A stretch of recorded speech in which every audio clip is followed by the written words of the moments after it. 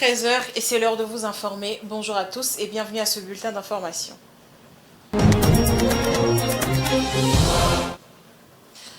À quelques heures de la tenue des scrutins combinés du 20 décembre prochain, la Commission électorale nationale indépendante poursuit sans désemparer le déploiement des matériels électoraux dans le Congo profond dans le dispositif électronique de vote. De plus amples détails avec Dieudonné Boinali.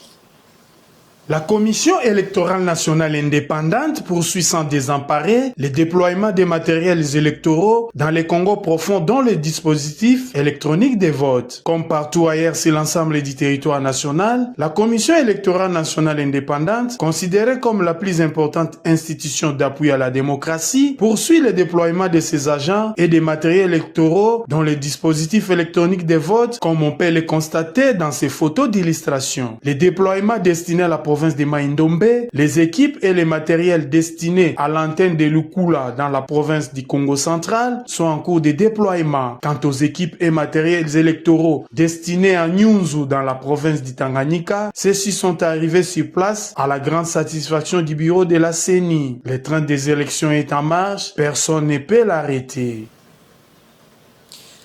Parlons de l'instabilité sécuritaire dans l'est de la République démocratique du Congo. Joseph Borrell, le chef de la diplomatie européenne, a salué la prolongation du cessez-le-feu dans l'est de la RDC entre les groupes armés, l'armée congolaise et le Rwanda. Une mesure négociée par les USA pour une durée de 2 semaines. Ce haut représentant de l'Union européenne pour les affaires étrangères et la politique de sécurité depuis 2019 a exhorté l'armée congolaise et la coalition M23 RDF à respecter les cessez-le-feu qui contribuent à la résolution de cette crise sécuritaire. Suivez.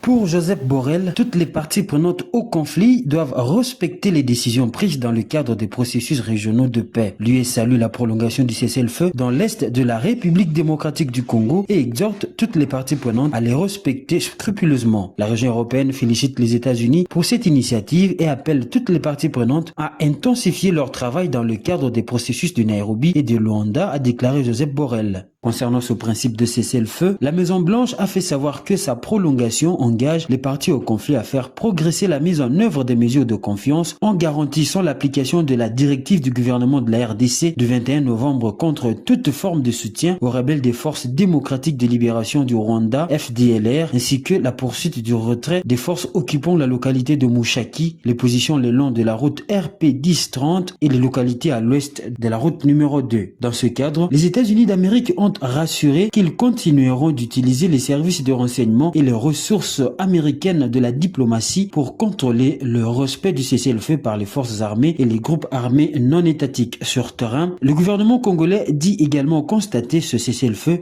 proposé par les États-Unis d'Amérique. Et puis, l'état des routes dans la commune de Limete, plus précisément dans le quartier Kingabois, se dégrade de plus en plus après la tombée des pluies. Un constat a été fait sur l'avenue Mutangu, Bodila et Kulumba, un reportage de Francine Moukeba et de Patience Lokeke. Il n'est pas facile de circuler sur les routes de Kinshasa. Certaines avenues sont remplies d'eau stagnante. C'est malheureusement cette image déplorable que présente l'ensemble de ces routes. Les routes Bodila et Kulumba, dont la commune de Limete, quartier Kingabois par exemple, se trouvent dans un état de délabrement très avancé, alors qu'elles facilitent des échanges commerciaux, ressemblent à ce jour à des acteurs du Moyen-Âge. Seul le conducteur cascadeur et kamikaze ou encore le propriétaire de véhicules qui veulent abîmer leurs engins circuler sur ces artères. Pour un habitant sous couvert d'anonymat, la ville de Kinshasa serait-elle devenue une cité ingouvernable ou ce sont les dirigeants congolais, tant au niveau national ou provincial, qui seraient devenus démissionnaires? Cette question mérite d'être posée par plus d'un Quinois qui observe la destruction de la voirie de cette mégapole qui vient d'atteindre son paroxysme. C'est depuis plusieurs années que cette avenue jonchée des nids de poules est devenue impraticable. Cette situation a perturbé le trafic urbain, rendant difficile les transports en commun avec certains chauffeurs qui ont carrément changé d'itinéraire en vue de protéger leurs engins roulants. Sollicitant l'appui du ministère provincial des infrastructures de mettre sur pied un programme urgent de réhabilitation de certains artères principaux de la ville de Kinshasa dont l'état de délabrement est fort remarquable.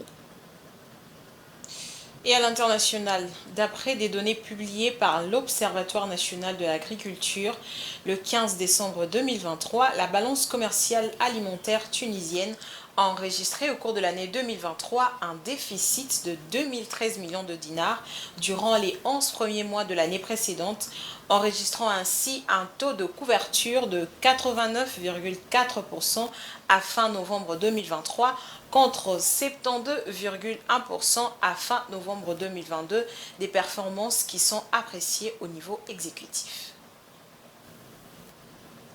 En Tunisie, les exportations alimentaires ont enregistré une hausse de 17,6% par rapport à fin novembre 2022 pour atteindre 6 117,8 millions de dinars. Pour ce qui est des importations, elles ont connu à fin novembre 2023 une baisse de 5,2% par rapport à la même période de l'année écoulée, s'élevant ainsi à 6 840,9 millions de dinars. Selon l'Observatoire national de l'agriculture, la régression enregistrée du déficit est essentiellement le résultat de la hausse des exportations de l'huile d'olive, la baisse des importations de céréales et des huiles végétales.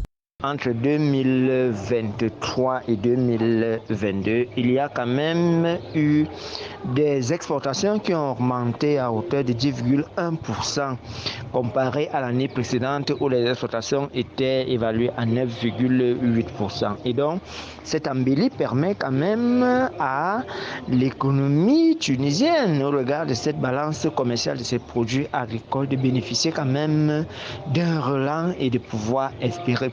A contrario, les prix à l'importation des céréales ont connu une baisse de 26,6% pour le blé dur, de 22,4% pour le blé tendre, de 25,4% pour l'orge et de 20,8% pour le maïs. Il en est de même pour le prix des huiles végétales et du lait et dérivés contre une hausse pour le sucre. Ainsi, avec ces performances, le déficit de la balance commerciale alimentaire tunisien se réduit de 64% pour se situer à 723 millions de dinars contre 2013 millions de dinars durant la même période de l'année précédente, selon l'Observatoire national de l'agriculture.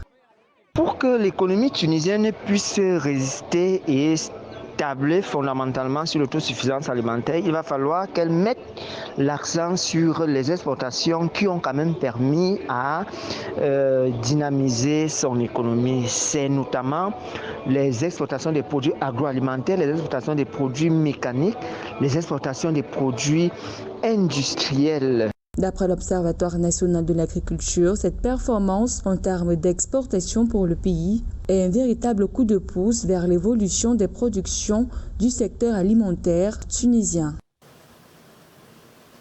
C'était tout pour ce 13h. Merci à vous de l'avoir suivi et rendez-vous à 19h30 pour la grande édition du journal télévisé.